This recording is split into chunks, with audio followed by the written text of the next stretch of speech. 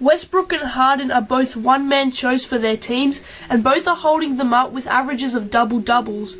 But who will win the MVP? Will Westbrook defy the odds without KD, and James Harden come second for back-to-back years? Or will Harden be too good for Westbrook?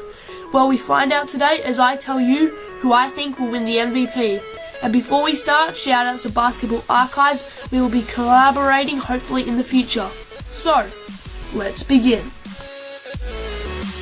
First, some quick stats and facts to back up each player. James Harden has put 21.4 points per game in his career, along with 4.7 rebounds per game and 5.3 assists per game.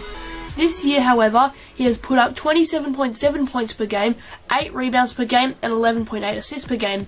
His field goal percentage has dropped by about 0.5%, and his three-point percentage has dropped from 37% to 36%, so not much difference.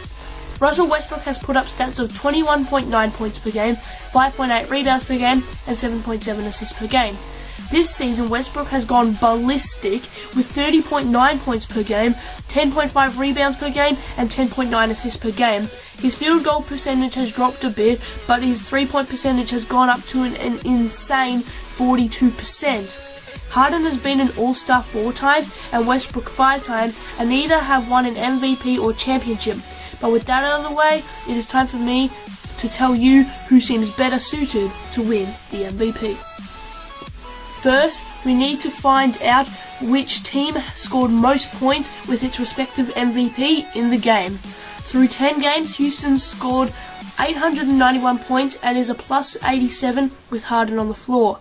The Rockets have scored 82.6% of their 1,078 total points with him in the game. Westbrook isn't far behind. Oklahoma City has posted 86.2 or 76% of its 1,134 points with the energetic point guard on the floor, and he is second behind Steven Adams with a total plus-minus of 72. Of the 891 points the Rockets have tallied with Harden on the floor, the Beard has scored 303, 34%.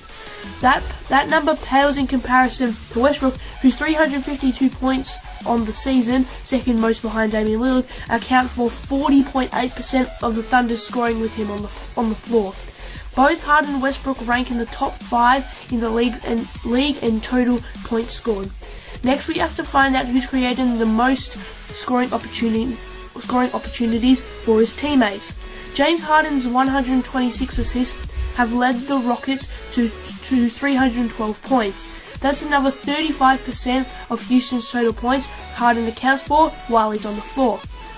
Westbrook's 109 assists, on the other hand, have led to 252 points for OKC, accounting for 29.2% of the Thunder's scoring with solely his passing.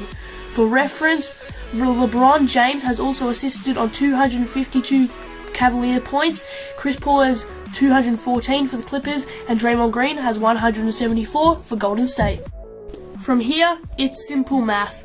Harden's points scored 303, plus his points assisted on 312 accounts for 615 or 69% of Houston's 891 points with him on the floor.